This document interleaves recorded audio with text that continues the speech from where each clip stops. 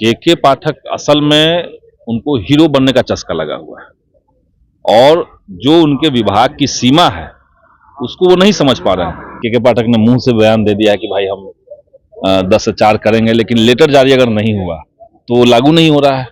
तो सभी जिलों में अभी भी शिक्षकों को 9 से 5 वाला ही पैटर्न फॉलो करना पड़ रहा है और ये दुर्भाग्य की बात है। जनता देख रही है कि किस तरीके से नीतीश सरकार में अफसरशाही हावी है। विधायिका की बात कार्यपालिका नहीं सुन रही है, जबकि नियम है कि विधायिका ही नियम बनाएगा, कार्यपालिका को तो लागू केवल करना है। जो सरकार कह रही थी कि मामूली सी परीक्षा होगी, कल हमने देखा कि जो परीक्षा से बाहर निकल रहे थे शिक्षक, वो कह रहे थे कि बीपीएससी पैटर्न का हम लोग को सवाल दिया गया।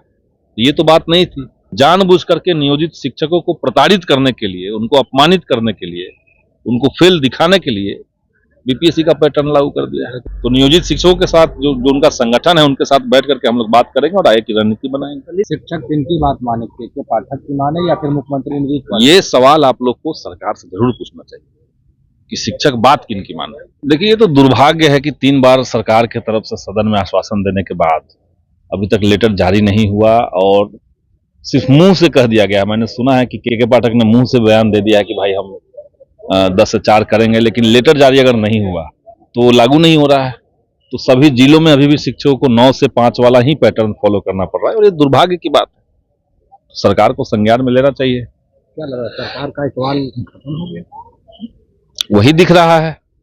जब कोई एक अधिकारी मुख्यमंत्री के 2-2 बार कहने के बाद संसदीय कार्य मंत्री और शिक्षा मंत्री भी सदन में ये बात कह दिए, उसके बावजूद अगर बात नहीं सुन रहा है, तो इससे तो हम यही मानेंगे कि ये सरकार जो है वो ऊर्जाहीन है, शक्तिहीन है, इनका इकबाल खत्म हो गया। आप लोग लगातार लड़ाई लड़ रहे थे, अब क्या होगा? ये हम लोग तो इसको लेकर के, अब जनता भी देखिए देख रही है। हर दिन तो सदन को इसके चलते स्थगित नहीं किया जा सकता है, लेकिन जनता देख रही है कि किस तरीके से नीतीश सरकार में अफसरशाही हावी है। विधायिका की बात कार्यपालिका नहीं सुन रही है, जबकि नियम है कि विधायिका ही नियम बनाएगा, कार्यपालिका को तो लागू केवल करना है। तो ये तो बिहार की जनता भी देख रही है, सब लोग देख रहे हैं। परीक्षा जो था, नियोजित शिक्षक विरोध कर रहे थे, आखिर वो सब एग्जाम दे रहे हैं, क्यों लग रहा है कि के पाठक वो सब डर गए हैं? नहीं, डर गए की बात नहीं है। सरकार अगर इतनी रिजिड है तो कई शिक्षकों ने तो भरा भी नहीं है, कई शिक्षकों ने अप्लाई किया, कई शिक्षकों ने अप्लाई नहीं किया है। और जो सरकार कह रही थी कि मामूली सी परीक्षा होगी, कल हमने देखा कि जो परीक्षा से बाहर निकल रहे थे शिक्षक, वो कह रहे थे कि बीपीएससी पैटर्न का हम लोग को सवाल दिया गया। ये तो बात नहीं थी। ये तो तार्किक ही नहीं है कि हमने तो यही कहा था कि जो शिक्षक जिस कक्षा को पढ़ा रहे हैं या जिस विषय को पढ़ा रहे हैं, उसी विषय से उसी कक्षा का सवाल उनसे पूछना चाहिए था। लेकिन जानबूझ करके नियोजित शिक्षकों को प्रताड़ित करने के लिए, उनको अपमानित करने के लिए, उनको फेल दिखाने के लिए बीपीएससी का पैटर्न लागू कर दिया है। परीक्षा के चेकिंग के नाम पर लोगों से नाक के नथिया, कान के बाली, तमाम चीज हैं जो खुलवा। देखिए कितना गलत है ये सब। तो हम वही कह रहे हैं कि ये जो एनडीए की सरकार है, ये पहले भी नियोजित शिक्षकों के खिलाफ थी और अभी भी ये नियोजित शिक्षकों के खिलाफ ही है। परीक्षा सरकार से बातचीत करेंगे जिस तरीके से जो क्षमता परीक्षा में जो विरोध किया गया था? हम लोगों ने तो बात की, तो सरकार का कहना है कि मामूली परीक्षा ले रहा है। हमने तो ये भी कहा कि 3 जिलों का विकल्प उसमें से हटा दीजिए, सारी परीक्षाएं को आप ऑफलाइन लीजिए, डिपार्टमेंटल परीक्षा लीजिए और ये घोषणा कीजिए, लेटर ला करके कहिए कि इसमें से किसी को कोई नौकरी से निकाला नहीं जाएगा। परीक्षा के नाम पर ठग दिया गया नियोजित, निश्चित तौर से वही लग रहा है। तो नियोजित शिक्षकों के साथ जो उनका संगठन है, उनके साथ बैठ करके हम लोग बात करेंगे और आगे की रणनीति बनाएंगे। सवाल है कि अब संगठनों में ही मतभेद देखने को मिल रहा है। बिहार माध्यमिक शिक्षक संघ परीक्षा के लिए राजी हो गए, लेकिन बिहार राज्य प्राथमिक शिक्षक संघ है जो राजी नहीं हुई है। देखिए, अब परीक्षा के लिए आपत्ति सच मायने में देखिए तो बड़े हिस्से को नहीं है, लेकिन सवाल यही है कि परीक्षा आप लेना किस मकसद से चाहते हैं। परीक्षा अगर आपको ये लगता था कि मामूली सी परीक्षा हम डिपार्टमेंटल ले लेंगे, उसी विषय का सवाल पूछ लेंगे, तो ये अच्छी बात थी। लेकिन सरकार का जो पूरा एंगल है वो ये नहीं है। उन्होंने 3 विकल्प का जो दे दिया अनिवार्यता कि फॉर्म भरते समय आपको 3 विकल्प देना पड़ेगा। अब आप समझिए कि जो शिक्षक किसी एक जगह पे सेटल हो चुके हैं, 2 साल में वो रिटायर हो जाएंगे और शिक्षक का जो पद होता है वो सरकार खुद ही स्वीकार कर रही है कि ये अस्थानांतरणीय होता है, इसमें ट्रांसफर नहीं होता है। तो जो शिक्षक कहीं सेटल हैं, उनका परिवार सेटल है, अब आप कह रहे हैं कि 3 जिलों का विकल्प दीजिए, आपको हम कहीं फेंक देंगे, ये तो गड़बड़ है ना।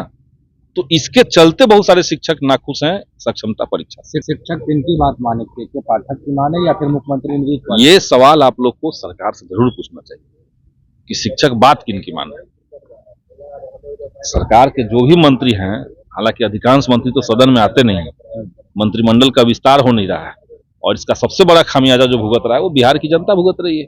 उनको पता नहीं कि हमारे विभाग का असली मंत्री कौन है। सब प्रभारी मंत्री से काम चल रहा है, एक एक जो है मंत्री वो 8-8, 10-10 मंत्री बने हुए हैं, और इतने समय से चल रहा है, तो इनको तो मंत्रिमंडल का तुरंत विस्तार भी करना चाहिए, लेकिन वो भी रुका हुआ है। अब एस के पाठक अब जो कॉलेज के VC होते हैं उनके से बैठक कर रहे हैं, जो राज्यपाल के पाठक असल में उनको हीरो बनने का चस्का लगा हुआ है, और जो उनके विभाग की सीमा है उसको वो नहीं समझ पा रहे हैं। जैसे आप देखिए, हम लोगों ने मांग उठाई थी विधानसभा के अंदर, मैंने एक क्वेश्चन डाला था कि ये जो बिना टेंडर का आपने आउटसोर्सिंग एजेंसियों को ठेका दिया है, तो इसको किस नियम से आपने जायज ठहराया, किस नियम से आपने ये किया है।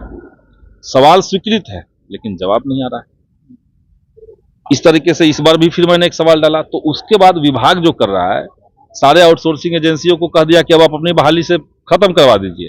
तो जो 6 महीना से जो बहाल लोग थे एजेंसी के माध्यम से, उनको न तो पेमेंट मिला, न तो श्रम विभाग के आदेश के बावजूद उनको ESI और PF मिला, और अब उनकी नौकरी 28 फरवरी को कही जा रही है खत्म हो जाएगी।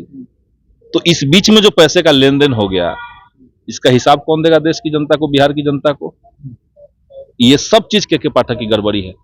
उसी तरीके से उन्होंने नियम बना दिया कि कॉलेज में गेस्ट फैकल्टी ठेका कंपनी लाएगी और पेमेंट सरकार नहीं देगी, पेमेंट बल्कि कॉलेज देगा। तो यानी कॉलेज से, स्कूल से पूरा जो उसका पैसा है उसको आप निकालना चाह रहे हैं आउटसोर्सिंग एजेंसी के माध्यम से, और निकाल करके अपनी जेब में डलवा रहे हैं आउटसोर्सिंग एजेंसी के माध्यम से। तो इसलिए ये सब गलत है। YouTube पर सब्सक्राइब और Facebook पर लाइक जरूर करें।